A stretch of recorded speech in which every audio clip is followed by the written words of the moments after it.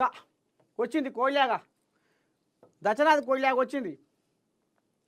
దమ్ముంటే రాజీనామా చేయి, మళ్ళీ గెలిస్తే రాజకీయ సన్యాసం తీసుకుంటా. సీఎం రేవంత్ రెడ్డికి కేటీఆర్ సవాల్. పట్నంకు గాయనే నరేందర్ రెడ్డి 50,000 మెజార్టీ ఖాయమన్న కేటీఆర్. హాహా, ఈ కోయిలాగా గురించి మస్తు చెప్పుకోవాలి. ఇప్పుడు ఈ కోయిలాగా దేనికి దారాడుతుంది, ఏమిటికి దారాడుతుంది అంటే, అయ్యా కేసీరావయ్య బాయికాడ పొలం బారబెట్టుకుంటా ఫామ్ హౌస్ బేర దాటకుండా ఆయంకల్నే ఉంటుండు.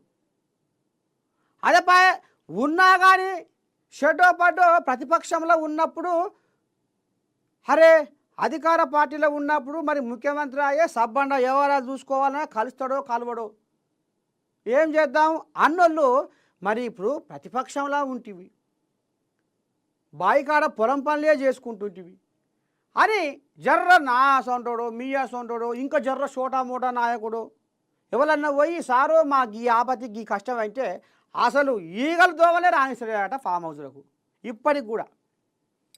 అయితే ఇక మరి ఈయన అయ్యకాడ ఏం తీసుకొని వచ్చిండు వరం అంటే, నాయనా నువ్వు బాయికాన్నే ఉంటుంటివి, పొలం పని చేసుకుంటుంటివి, మరి నీ లెక్క నేను కూడా ఉంటే ఎట్లా జనాలు మనల్ని మర్చిపోతారు. గదుకనే మరి బీఆర్ఎస్ పార్టీని ఉరుకల పెట్టియాలి.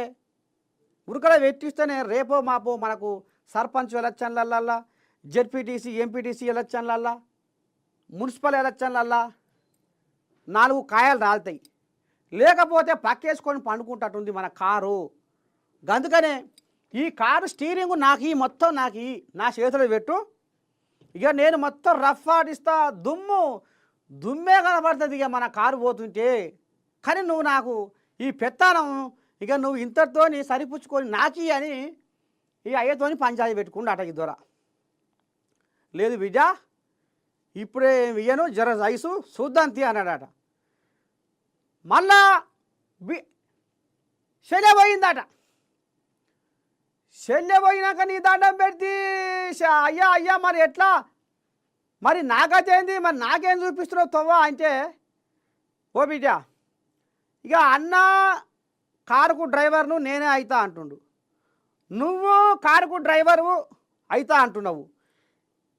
ఇక ఇద్దరి పొత్తులా ఇప్పుడు నీకు ఇచ్చినా అన్న కోపం, అన్నకిచ్చినా నీ కోపం. తెలంగాణలో పక్కేసుకొని పండుకున్న కారును కనబడకుండా దుమ్మే కనబడతట్టుగా ఎవరైతే పలుకుబడి ప్రచార ఉరుకలో పెట్టిస్తారో అగో గాళ్ళకే ఇప్పుడు కారుకు డ్రైవర్ను చేస్తా అని ఇక ఈ రకంగా అంటే, ఇక నీ దండం పెడితే ఇక ఆమె బీసీ రాగం ఎత్తుకొనేమో ఆమె దునుకుతుంది, అలుగు దునికినట్టు. ఇక ఈయన కేటీ రాములేమో ఇక కాంగ్రెస్ వాళ్ళ మీద ఇంతింత భూమికి లెంకలేసుకుంటా రంకెలేస్తుండు. ఇక మరి అసలు ముచ్చట ఏంటంటే, దమ్ముంటే రాజీనామా చెయ్యి. ఈయన రేవంత్ రెడ్డికి సూటి పెడితే పరిగి ఎమ్మెల్యే రామ్మోహన్ రెడ్డి మా రేవంత్ రెడ్డిని కొడంగల్లో రాజీనామా చేసి రమ్మంటున్నావు కదా కేటీఆర్,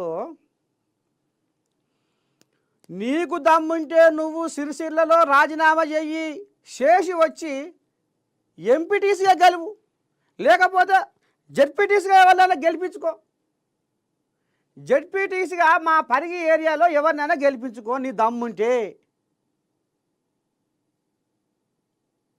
అని ఈ రకంగా.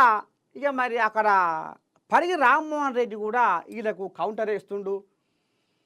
ఇక మరి ఇక మొత్తానికైతే రైతుల ధర్నా ముంగటేసుకొని షెడ్డో పడ్డో వ్యవహారం ఎట్లా చేయాలి ఏంది ఏం కథ అన్నట్టుగా పట్నం నరేందర్ రెడ్డి ఇంట్లో పండుకున్నా ఆయనకు 50,000 ఓట్లు వస్తాయట.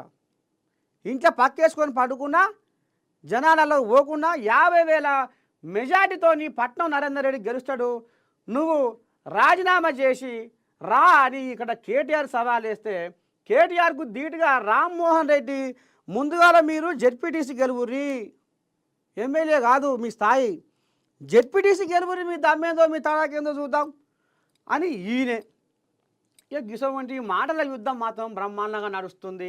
చూద్దాం మరి రేపు ఇంకా ఏం జరగబోతుంది, ఏంది ఏం కథ అనేది మనం మునుముందు తేటతెల్లం చేసుకుందాము.